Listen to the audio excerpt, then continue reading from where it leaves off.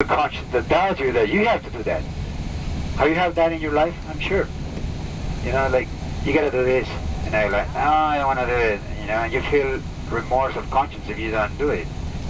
That's exactly how I felt it. So I continue my vocation, and the Lord was kind of opening himself more to me and giving himself more to me. I'm going to make a really bad comparison, but I hope you understand.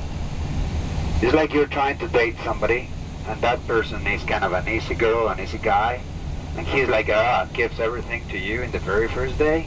That's the person you don't want to. God is kind of like that. God is not like, hey, yeah, come, you're going to feel so great in prayer, ecstasies, and, locutions and all that. No. God wants you to suffer. God wants you to fight for him. And once you start giving yourself to him, little by little, very slowly, you start feeling all the grace. And you start experiencing God in your life more and more and more. So much that you're like, I'm not trading this for anything in the whole world. That's what happened to me. So I was in seminary. After a few years, they asked me to, when I was in the seminary, my mother made another attempt to get me out of the seminary, because she heard that somebody was, they were saying about the legionaries, these legionaries have people there forced, They kind of make them be a priest. Yeah. Amazing that people can say that. So, my mother went to the seminary and was calling me from Mexico. And I started feeling bad because my mother was not happy with me being a priest, And she was causing me a problem. So she flew to Spain, and the very first thing, she had a fight with my superiors. Don't remember what she said, but it was a good, intense fight. Respectful, but still, a good fight. So I went with her all over, and it was great, and blah, blah, blah. After 1 week, when she was about to go back, I was only 15, 16 years old. And I went to the airport with her. There was nobody there of my superiors. And she just said, son, if you don't want to be there, if you really don't want to be there, I have enough money to take you with me right now. We go get a ticket and we just forget about it and let's go home. I just looked at my mom and I said, Mom, I want to be a priest. And my mom turned around, started crying, didn't tell me anything, just went back.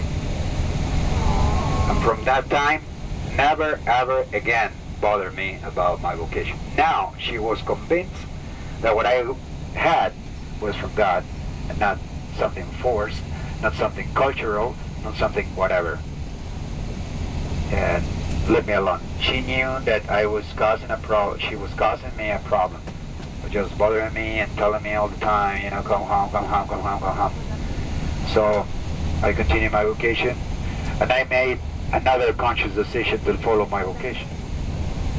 So I was I can be a priest, but I can be a priest with anybody. I can be a priest in Mexico, like my mother is asking me. He said, it's not that I don't want you to be a priest. It's that you're going to be a missionary. I don't know when I'm going to see you. You're going to go away, and when I'm going to see you, I'm not going to even enjoy your priesthood. And in a way, she was right. But you know what? You follow God where God wants you. You cannot tell God, I want to be a priest, and I want to be a priest here. You like it? No. It's all the way around. I want you to be a priest, and I want you to be a priest and serve me in China. Or in whatever. And I was in that position. I was like, if I want to be a priest, is where God wants me to be a priest. Because this is not my idea. In the first place, I didn't want to be a priest. I decided to be a priest because I felt God was calling me to be a priest. So that was my logistic.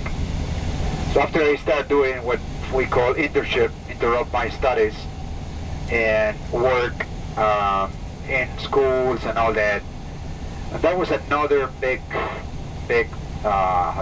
test to my vocation. Because I was about 20 years old, and I was experiencing what all teenagers, 20 years old people experience with life, with his passions. That's when your passions are boiling, you know, passions, you know, pride and lust and all these things, and coming to you at once and saying, you know, you're going to do this is for your whole life. You really want this?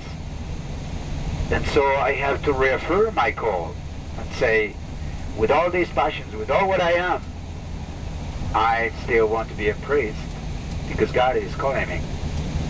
And if He is calling me, He's going to give me the strength to do it. I don't know if I can do it. I was just a little kid, you know. Well, at that time, 20 years old, not just a little kid. But still, you know, think about it. You're going to be chaste for the rest of your life, you know, trying to be chaste and live a single life. It's not easy, you know. And you're 20 years old and you feel your passions like everybody else. It's not like a priest is a priest because he doesn't have any passions, because he doesn't like girls, because he doesn't like to rebel. I feel all that. I fought with my superiors. I even escaped from the seminary one time. I fought with him and he wouldn't listen to me, and I was like, see you later. And I went, climbed a wall and went to a telephone in the streets, and I called his superior and said, hey, we have a fight with my superior. I want you to talk to him because he doesn't really understand me. So my superior had to come to the seminary and talk to him and, you know, try to make peace with him and me, you know. But as I told you, I used to be a fighter and I used to be kind of rebel wrestler kid. So that's not going to go away. It stays with you. You know, God doesn't take away your passions when He's calling you. He's giving you strength to be able to deal with them. He's not taking them away. So what happened after that?